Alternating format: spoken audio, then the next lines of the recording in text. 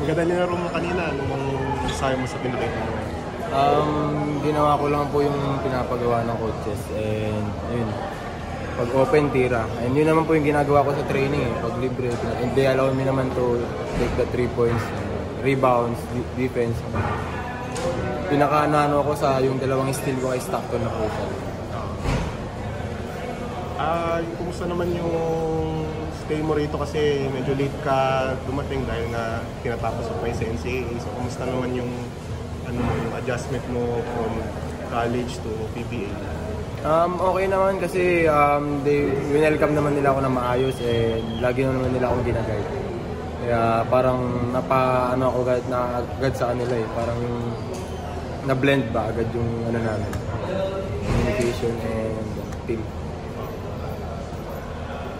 Yun namang sa laban mo na yung mga PBA players o yung sa physicality, kumusta naman yung nakukuha mo na ba yung physikalan dito?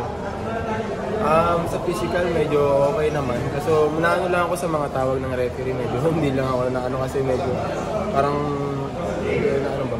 kagaya sa NC, syempre veterano ka rin sa NC. Pag dito sa pag-rookie ka talaga, hindi ko makuha yung respeto ng referee. Pero by the time ako may gusto mo bang i-improve sa laro mo? Ano yung mga ano yung mga gusto mo pang i-improve sa akin, gusto ko lang ma-improve yung sa mga decision making ko pa. And sa defense pa, yung off-ball defense. Tinatrabaho ko naman everyday sa training. Thank you po. Thank you.